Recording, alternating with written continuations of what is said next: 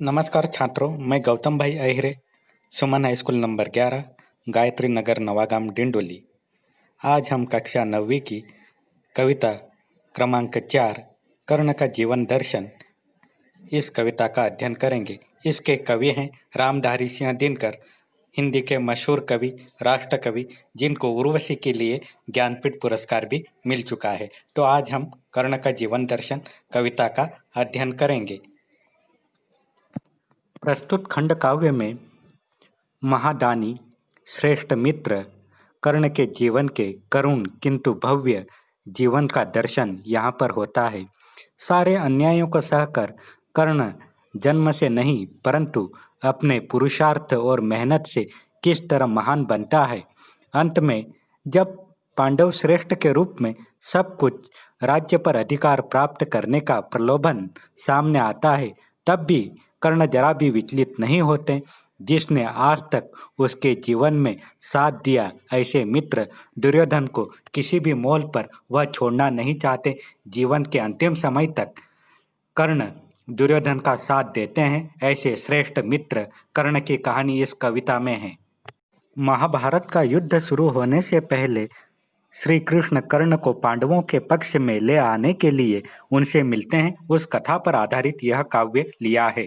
कर्ण श्री कृष्ण से कहते हैं कि वैभव विलास की चाह नहीं, अपनी कोई परवाह नहीं।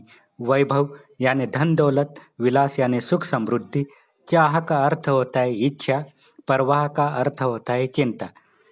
कर्ण श्री कृष्ण से कहते हैं कि मुझे धन दौलत, सुख समृद्धि की कोई इच्छा नहीं, ना ही मुझे अपनी जिंदगी की कोई चिंता है। बस यही चाहता हूँ, केवल दान की देवी देव सरिता निर्मल। बस मेरे जीवन की यही एकमात्र इच्छा है कि मेरे हाथों से करतल यानी हथेली से हमेशा दान धर्म होता रहे। कल करतल से झरती रहे सदा, निर्धन को भरती रहे सदा। मेरे हाथों से हमेशा दान धर्म होता रहे, गरीबों की झोली मेरे हाथों से भरती रही। यही मेरी जीवन की एकमात्र इच्छा है। आगे कर्ण कहते हैं, तुच्छ है राज्य क्या है केशव, पाता क्या नर कर प्राप्त विभव। तुच्छ का अर्थ होता है बेकार, केशव अर्थात श्री कृष्ण, नर का अर्थ होता है मनुष्य, विभव का अर्थ होता है धन दौलत। कर्ण कहते हैं कि राज्य और धन दौलत मिलने से मनुष्य को क्या प्राप्त होता है।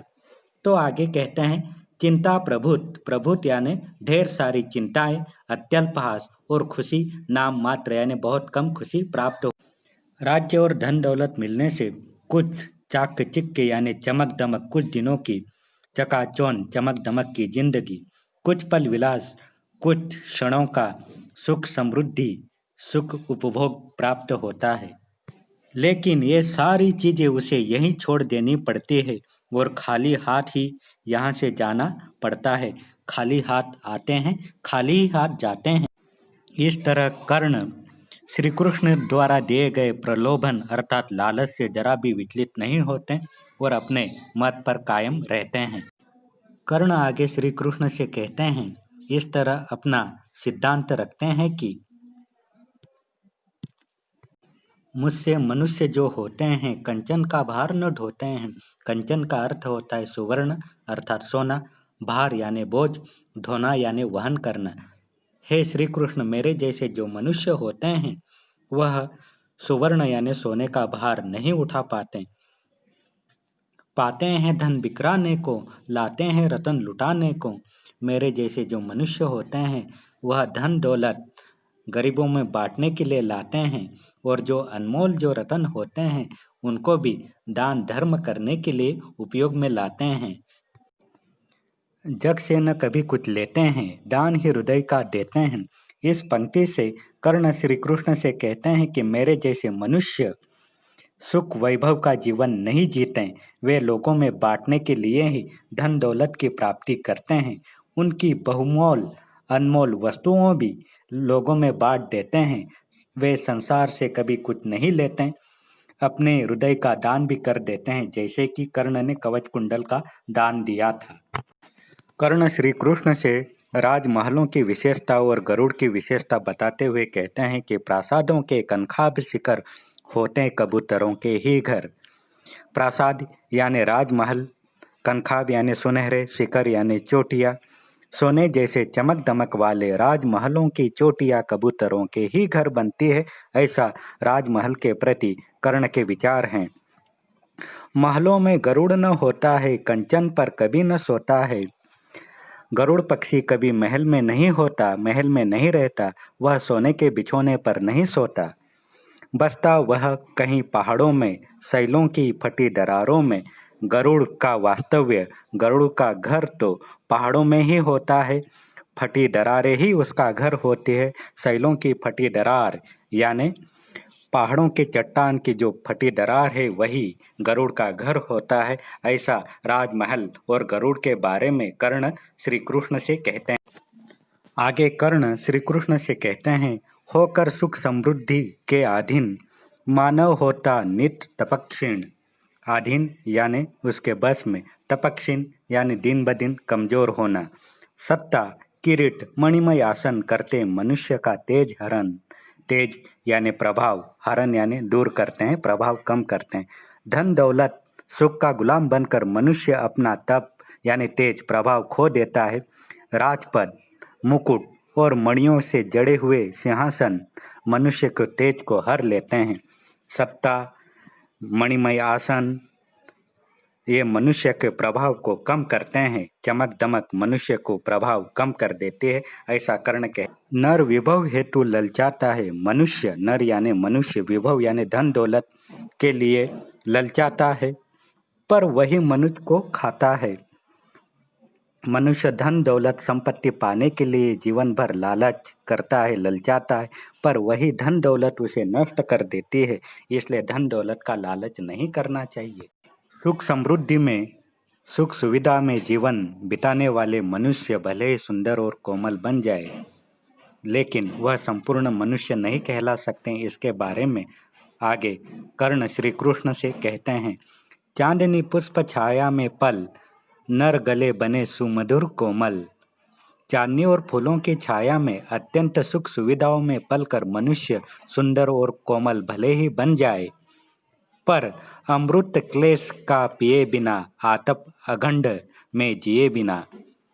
परंतु बिना धूप और आंधी सहे बिना वह मनुष्य नहीं कहला सकता। वह विघ्नों को पार नहीं कर सकता। वह पुरुष नहीं कहला सकता, विघ्नों को नहीं हिला सकता। चांदनी पुष्प छाया अर्थात सुख समृद्धि से भरा हुआ जीवन। नर यानी मनुष्य, सुमधुर यानी सुंदर, कोमल यानी नाजुक, अमृत यानी मुक्ति, क्लेश यानी दुख, आतप यानी धूप गर्मी, अखंड यानी आंधी को झेले बिना मनुष्य संपूर्ण मनुष्य नहीं कहला सकता। दुखों को वही मनुष्य पार कर सकता है जिसने धूप, गर्मी, आंधी, तूफान को सहे हैं, वही मुसीबत को पार कर सकता है। ऐसा कर्ण श्री कृष्ण से कहते हैं। कर्ण आगे श्री कृष्ण से कहते हैं कि कैसे लोग सांपों के बंधन से मुक्ति दिला सकते हैं। उसके लिए वो कहते हैं कि उड़ते जो झंझावातों में, पीते जो वारी प्रपातों में। झंझावात यानी तूफान, वारी यानी पानी, प्रपात यानी झरना। जो आंधी तूफानों में उड़ते हैं, प्रपातों का यानी झरनों का पानी पीते हैं। सारा आकाश अयन जिनका, विषधर भुजंग भोजन जिनका। सारा आकाश अयन यानी गति, भुजंग यानी जहरीले सांप। सारा आकाश जिनका घर है और विषैले सांप ही जिनका भोजन है, ऐसे ही गरुड़ सांप के बंधन से छुटकारा दिलाते हैं, मुक्ति दिलाते हैं, और वे ही धरती के हृदय को शीतलता दिलाते हैं, मानवता का नया संदेश देते हैं। कर्ण श्री कृष्ण से कहते हैं, मैं गरुड़ कृष्ण, मैं पक्षीराज, सिर पर न चाहिए मुझे ताज। पक्षीराज यानी गरुड़, ताज यानी मुकुट। हे कृष्ण, मैं ऐसा ही गरुड़ पक्षी हूँ, मुझे अपने सिर पर मुकुट नहीं चाहिए। दुर्योधन पर है विपत घोर, सकता न किसी विष उसे छोड़।